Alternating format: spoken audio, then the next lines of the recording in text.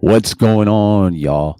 This your boy Bill Mahari here, represent MehariNation Sports Podcast on a very chilly day here in the city of Minneapolis, Minnesota. Salute to the entire LDBC. Salute to the greater boxing community.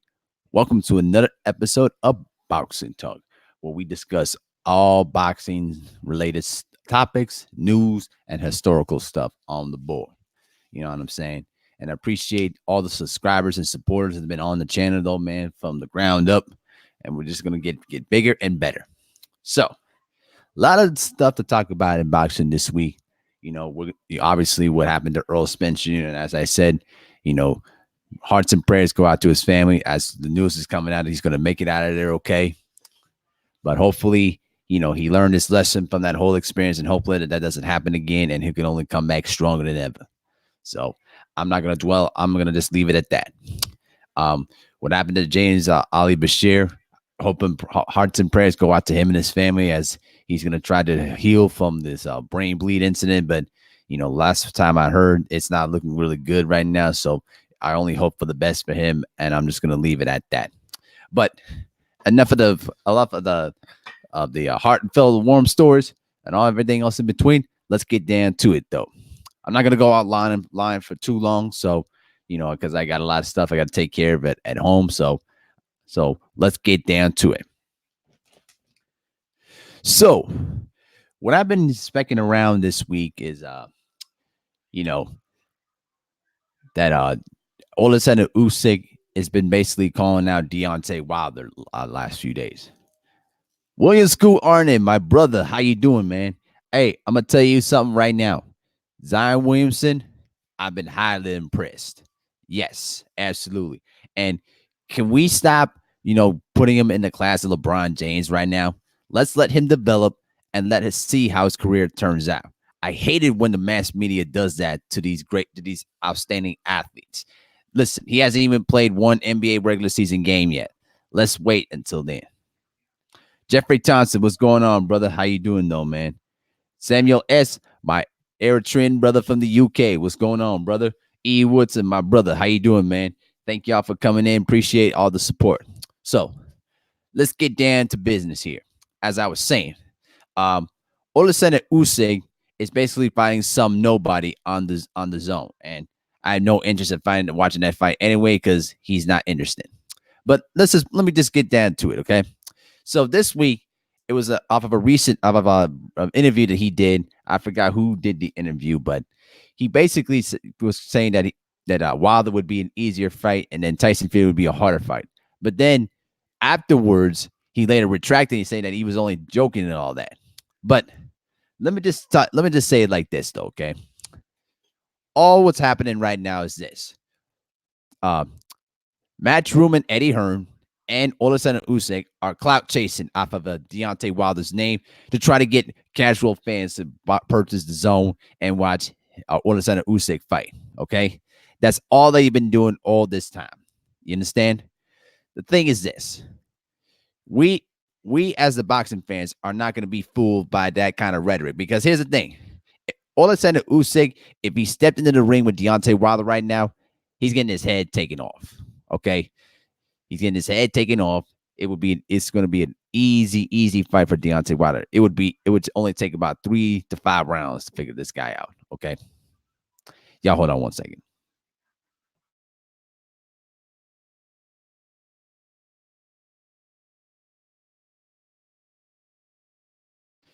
Okay, y'all, I'm back. So this is only cloud chasing that I've been seeing out of that. And to be honest with you, man, I don't really care for it whatsoever, because all of a sudden, Usyk, even though he undisputed at cruiserweight, who did he fall? Okay. And more importantly to that, the more important aspect of this is that the dude is an undersized heavyweight. Okay. He gets hit a lot. Okay. Even in his fights that he's won, you know what I mean? He gets hit a lot. You know what I mean? He needs to, like William Scoot Martin just posted this right now. He said Usyk needs at least to fight 4 times at heavyweight before talking about any title fights. Exactly.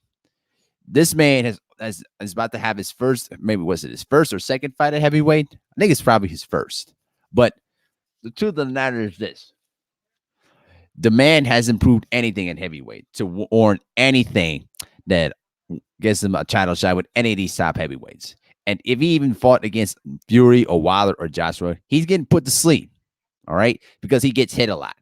Okay, now in the cruiserweight division, there's not many good hard punchers out there in that division. But now that he's stepping into the big leagues of the heavyweight division, that's not going to be the case. All right, so basically the zone right now is trying so hard to get people to buy their apps right now because it's not looking good in the US right now. People are not buying those apps right now, and you know what I mean, that it's just not looking good at the moment. But let's go ahead and check out the chat. Jeff the producer, my brother, how you doing, man? Jeffrey Thompson says, seems like the zone screwed over Usyk over the original opponent Tony Sprong in fear that he was going to smash Usyk badly. Might be the case. Act Reacher, my New York brother, what's going on, bro? On my way to the Yonkers. Okay, cool, man. Have fun out there, bro. Have fun.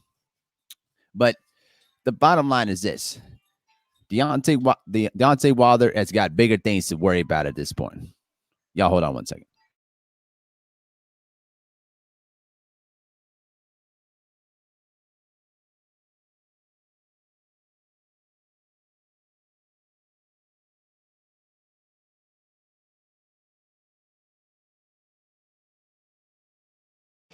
Okay, I'm back. So let's put it like this. Okay. This is just all talk. They're not gonna fight Deontay Wilder. This never gonna happen. Nobody in Matchroom is ever gonna step into the ring against the most destructive heavyweight in boxing. All right. This is all. Listen, I'll tell you this right now. We're participating in the clout chasing of Deontay Wilder. That's all this is. This is all clout chasing, and Wilder doesn't views Oleksandr Usyk as an easy fight. Okay, Oleksandr Usyk doesn't have the power to hurt Wilder. All right. Yes, he's a very talented fighter, but he gets hit a lot. So the fact of the matter is, he's going to get stretched. That's all there is to it. Enough said. So let's go ahead and check out the chat real quick. Wins Gardner said, this is just another example of Lion Eddie trying to keep Wilder away from Undisputed. Thank you. You know what? You just made a good point. I'm going to just go ahead and check out the chat real quick. I'm going to get into deeper depth than that. E. Woodson, what's going on, brother? He says, Ag Reaches, salute, Young King. Hey, Sister Miss Boxing, how you doing today? Thank you for coming in, sister. Okay. Now it ties into the next point that I want to talk about too. Okay. I believe that Andy Ruiz right now should challenge the bluff of the WBO and the IBF to stripping them of those championship belts. Okay. The bottom line is this: Andy Ruiz right now is about to go through a rematch with Anthony Joshua for undisputed. I'm sorry, not undisputed, for those all unified title belts.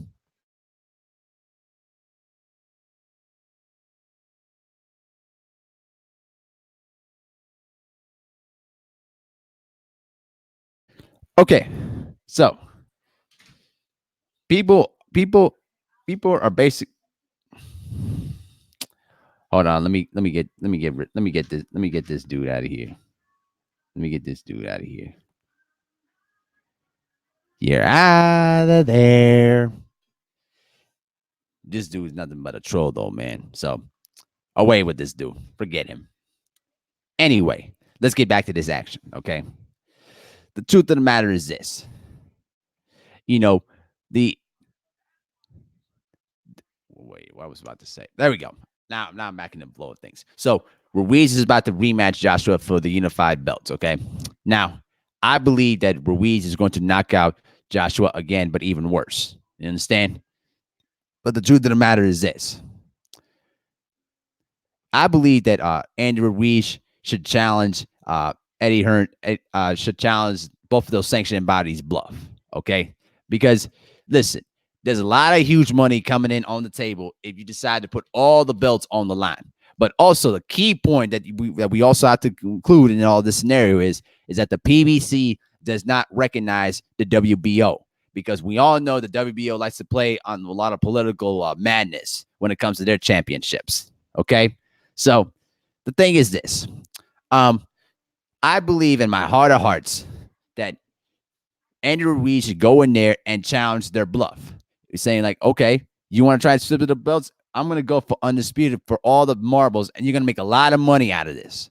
So I dare you to challenge, the bluff. I dare you to strip me of those belts. Now, even if they strip away the WBO belt, which is the most likely belt they're going to strip away from, and the IBF is a 50-50 thing because we know that the IBF is going to force enforces their mandatories until proven otherwise. If I were Andy Ruiz, I would challenge their bluff because, listen, Deontay Wilder and Andy Ruiz together is the biggest fight in boxing in the heavyweight division for all the marbles. But the big fear of these promoters from both Top Rank and from Matchroom is that they don't want to see Al Heyman control all the belts in the heavyweight division. In fact, he is in control of all the belts. Okay, now if Wilder becomes undisputed, that's going to be a huge nightmare for both of those entities. Because the fact is, Wilder's the most devastating heavyweight in this generation, in today's generation. Okay, so he's fought all comers out there. He's beaten all challenges. He's faced through adversity. Okay, he tried to make the fight with Anthony Joshua to no avail.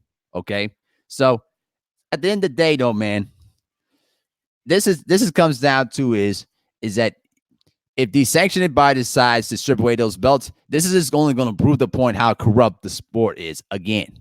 Okay, because why would anyone want to waste their time facing against Oleksandr Usyk or Kubrat Pulev? And speaking of Kubrat Pulev, the guy always comes up with every excuse why he doesn't want to fight his fight against for the championship. Okay, but now he's trying to enforce the mandatory and threatens to have lawsuits on his hands. Please, bro, it's nothing more than smoke and mirrors. All right, because Pulev is going through a lawsuit with that one Asian chick that he basically gave him the French kiss after one of his fights. Okay, and so Kubrat Pulev needs to sit down, retire, go sit down somewhere, bro, because nobody cares about what you think.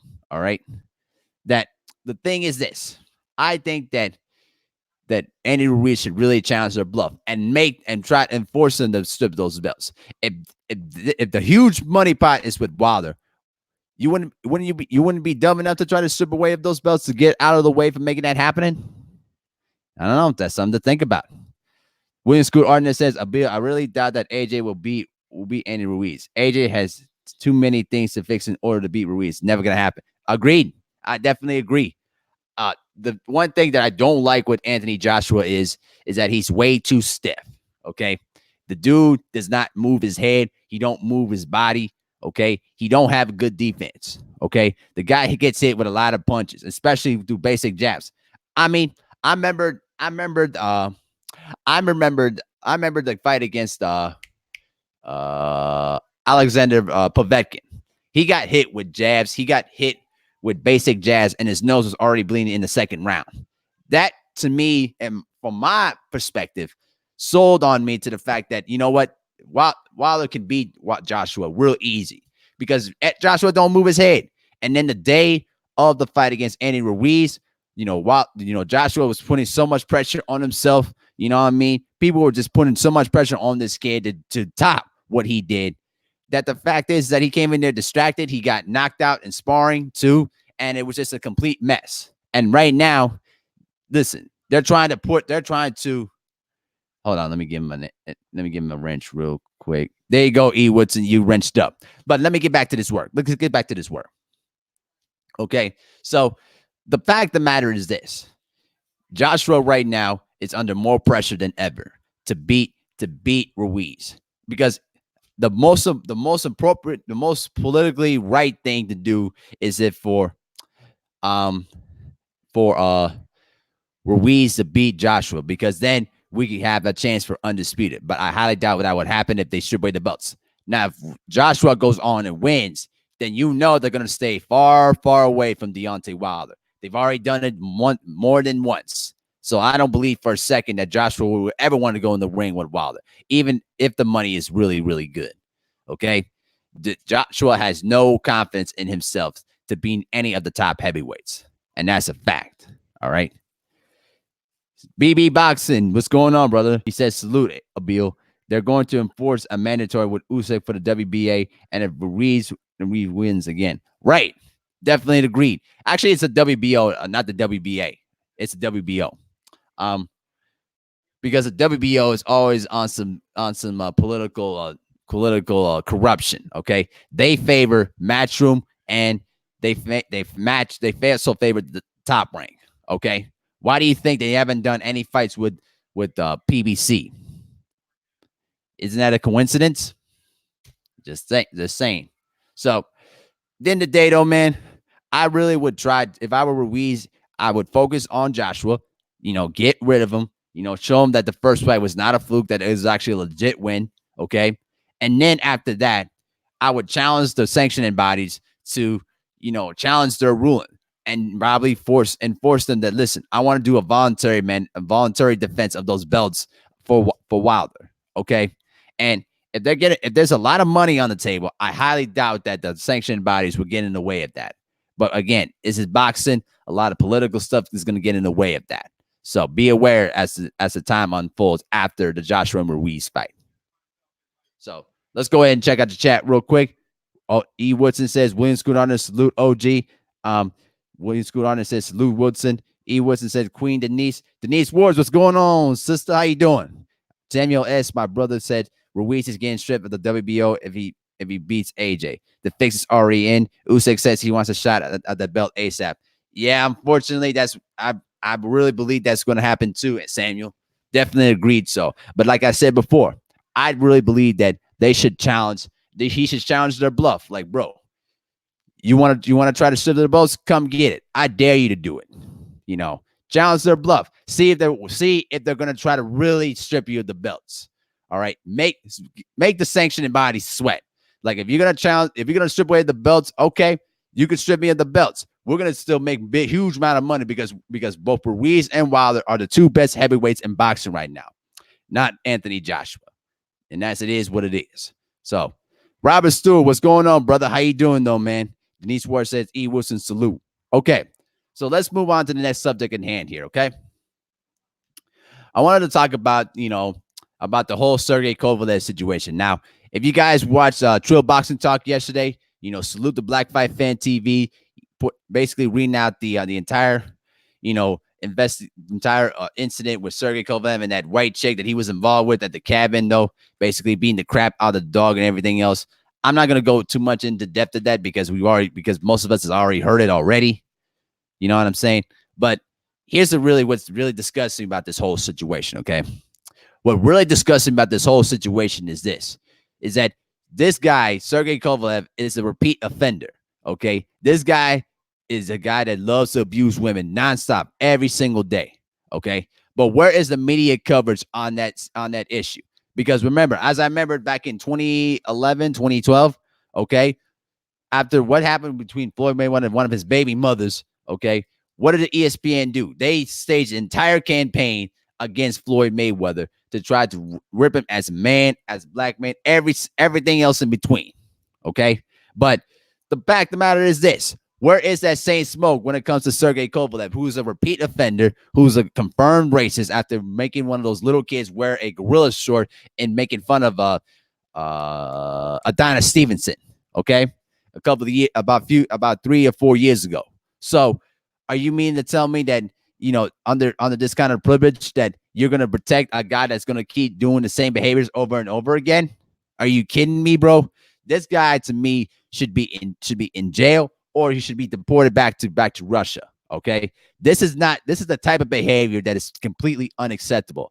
But this country likes to play double standards. And I believe that this is going to be under his own skin white privilege, because the fact is, this guy is going to get more opportunities to fight. He's going to have another paycheck, and he's going to basically be secure because there's going to be people around him that's going to protect him to the bitter end. All right. Now, if he commits murder, that's a different ballgame. That it is what it is. You're telling me Okay, what happened in 2007? Michael Vick staged an entire dogfighting ring. Okay, no, not starts. No, I'm sorry, I didn't mean to say that. What I meant to say is that Michael Vick's one of his family went to stage a dogfighting ring, and he wasn't even involved with the thing. But then they posted him as the poster boy of the whole dogfighting incident. And then after that, what happened afterwards? They try to ruin Michael Vick's life and make sure he never gets a paycheck ever again. But then Ben Roethlisberger, gets charged with rape and he gets away with it. Please, enough of the freaking double standards. All right, Sergey Kovalev should be not even have an opportunity to fight in the ring ever again. And the fact that Canelo Alvarez is giving him a paycheck to face him because he views him as an easy target just really shows how disgusting the sport of boxing is and how disgusting the sports media is. Completely disgusting.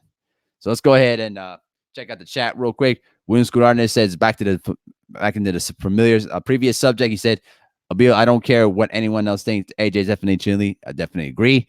Or Rob Stewart, what's going on, brother? He said Usyk does not want it with Wilder. Definitely agree.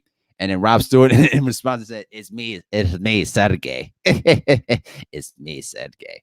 And then Rob Stewart also said 100% facts, Abil. And Samuel says, Abil, white media tries to make black people the face of crime and protect these white savages who commit the crimes all over the world. Exactly. And Williams Gardner just posted, he said, most Russian men believe a woman should be seen and not heard from. They should walk behind their men and don't say a word. Yeah, man. That's a really sad thing. Jeffrey Thompson said, I agree. Deport his ass. Unfortunately, Kovalev has the complexion for the protection. Unfortunately, yeah. And they're going to continue to protect this guy no matter what. No matter what crime he does. Unless if he commits murder, then that's a different ballgame. Then it's pretty much a wrap. And then the protection thing is done. All right. Rob Stewart says boxing is a bona fide hustle. Yeah, you got that right. You absolutely right. I mean, it's just there's been a lot of boxers out there who've done 20 times more worse things and been able to get away with it. But why is it that it's out to be black people that gets the brunt of the heat, while the other people basically get to hide behind the shadows and get away with the crimes that they committed? Okay, I'm not going to get into too much of it, but basically, all I'm trying to say is Sergey Kovalev is a disgusting human being. He did this to this woman. The woman tried to flee from the situation. Okay, and then he continuously with a right hand, with that strong right hand, with full force, he knocked that white woman out straight on. Okay, completely disgusting, and I don't support that whatsoever, man. The guy needs to be banned from boxing for good. All right, but that's never going to happen because boxing's full of crap, and they always want to play double standard games. It is what it is, though, man. So now I got my rant out the way. Let me get my water real quick.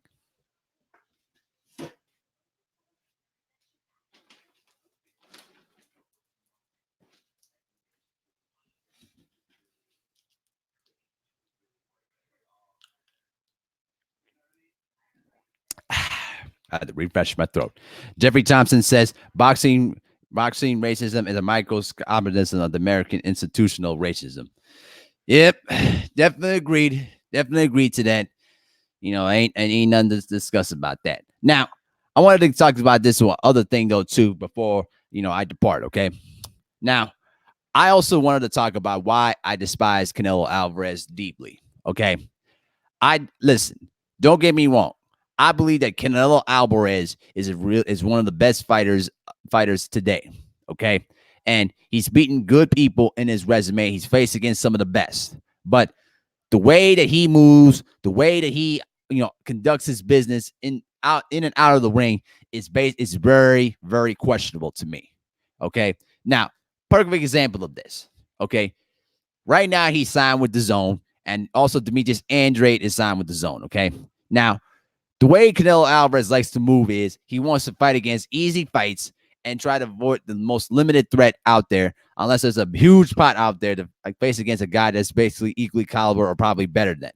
Now, Demetrius Andrade for the last 3 to 4 years has been ducked by Canelo Alvarez. Okay, going back to when both of them were at 154 and when Demetrius Andrade held the WBO championship. Okay, Now, when Demetrius Andrade was stripped of that championship because of inactivity, who got the belt? Liam Smith. And when Liam Smith got the same belt that Demetrius Andrade had, who decided to go after that belt? Mr. Saul Canelo Alvarez. Okay? So I listen.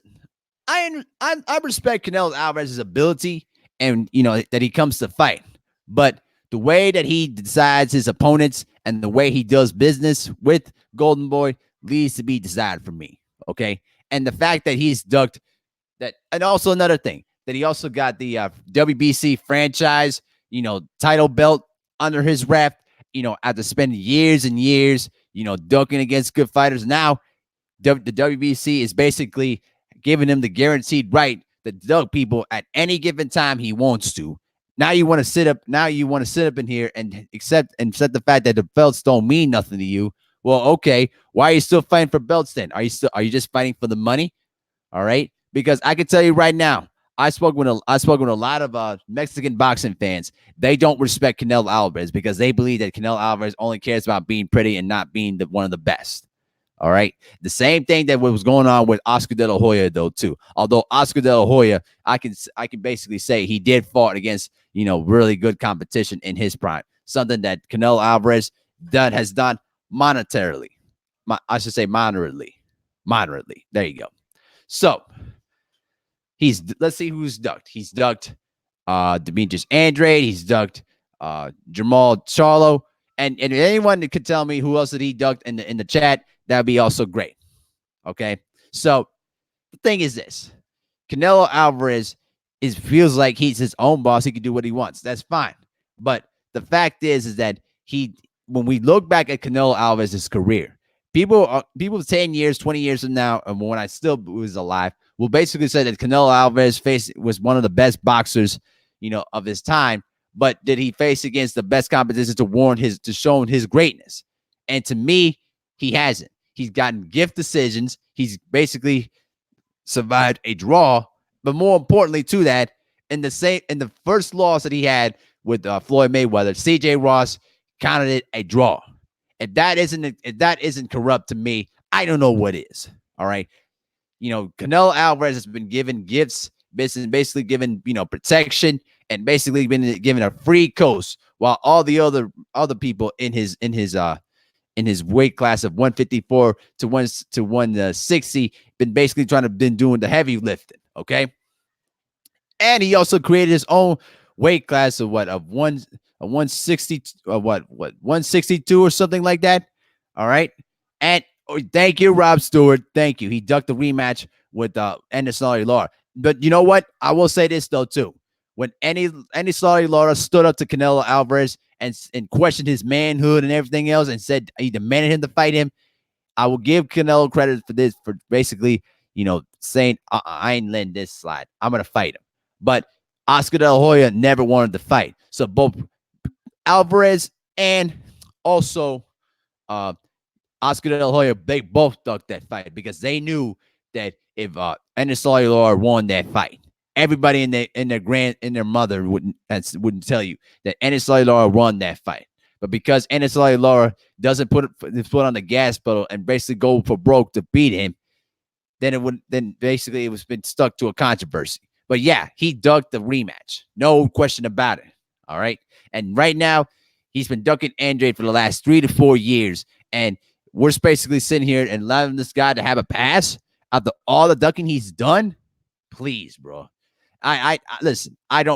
Listen. I respect his abilities. I don't respect how he moves. Okay, Canelo Alvarez, to me, listen, he's really good, but he hasn't faced against the tough fights to really show what he can do as a great fighter.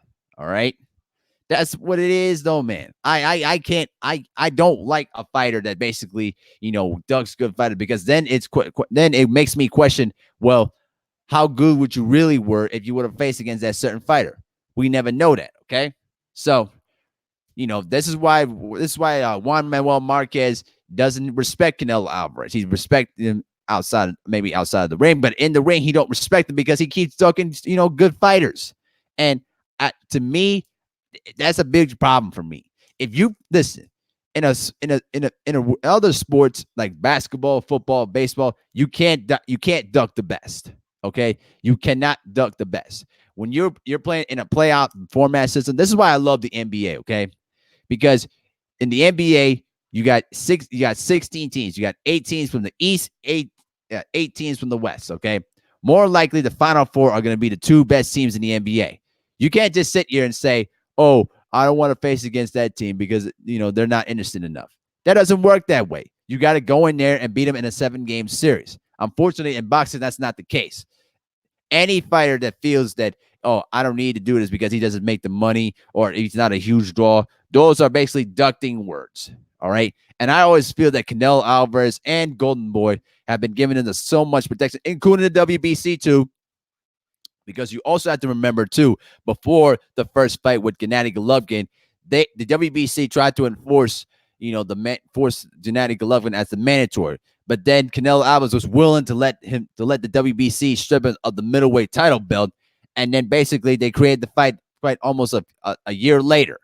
Okay, that right there showed me how Canelo Alvarez move around in these streets. All right, but just like Ross Stewart said, he said Canelo is the goods, but he's still a hoe. Yeah, man. In the words of Black Man, that dude's still a hoe, man.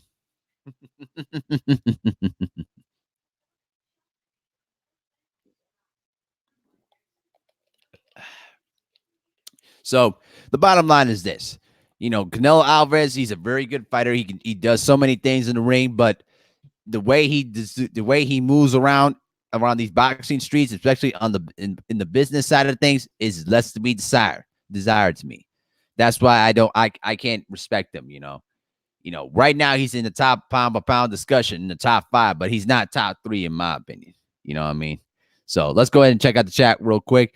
Jeffrey Thompson says he's currently ducking Andre. Just said that. It's just boxing. What's going on, brother? How you doing, though, man? He says salute Mahari Nation in the chat. Ross Stewart, I said that. GB Boxing says agree with the Caucasian media using blacks and Asians as the forefront of criminal news. Okay. Ross Stewart says Canelo is my top 3 pound for pound fighter, but he's basically still okay. Win Schooner said, peace out of here. I'm going to go to the store and picking up some steaks for my birthday. Oh, okay. Happy birthday, man. Congratulations. All right. Hey, everybody in the chat, give a nice, warm, happy birthday appreciation to William School Arnett, man. You all right, man? Congratulations, though, man. I don't know what age you are, but congratulations. Happy birthday, man. So, yeah, man, that's just how I feel about Canelo Alvarez, though, man. So, I'm gonna go ahead and just wrap this up though now because there's nothing big going on in boxing right now other than what happened with Earl Spence and all that stuff because I already launched on it too much. Now, before I do, I'll let Samuel S. say. He said Canelo's a good fighter, but not great. All his big wins are debatable and close. He looks good against Golden Boy, who got great matchmakers. Yeah, I know. They basically pick and choose who they fight to make Canelo Alvarez look good. Listen, they put Canelo Alvarez in the ring against Amir Khan, who's a natural 147-pound fighter. All right, and what happened afterwards? Canelo Alvarez basically gave him a right uppercut and basically stretched his chin about 20 feet. All right. The dude got knocked out cold. You understand? Oh, he's 55 years old. Well, congratulations, OG. Happy 55th birthday, though, man. My mother turned 50 way back in February. So next February, she'll turn 51 too. So congratulations, though, man. Yeah. Andy Bolden says, happy birthday, bro. Jeffrey Thompson says, happy B-Day. Yeah, man. Happy birthday, William School Arnett. And I wish you all the best, though, man. Real talk, homie. Rob Stewart says, happy birthday, William. Libra season is almost in full effect. Yes, indeed. Yes, indeed. So, that's very much a good thing, though, man. Congratulations, though, William School Arnett. You've been a really good supporter, though, man. And I wish your Pelicans nothing but the best this season. You know what? I'm actually gonna give my personal thoughts when the Pelicans start out the season against the defending champion, the Toronto Raptors. I can't wait to see how Zion Williamson plays. I'm very, very excited about that. So I'm gonna go ahead and just wrap this up, though, guys. It's been really a fun live stream, though, man. But I wasn't gonna go live on for too long, though, bro. So thank y'all for the support, though, man. And everybody with the wrenches though too, make sure to spread the word about this channel though, bro. So let's go ahead and try to keep it growing though, man. But I'll be back Thursday with another live stream though, man. Another uncut live stream though, man. So y'all stay tuned in for that. Smash the like button on the way out. All right. So this has been Abil Mehari, represent MehariNation Sports Podcast. Salute to the entire LDBC, and we out. Have a good night, everybody.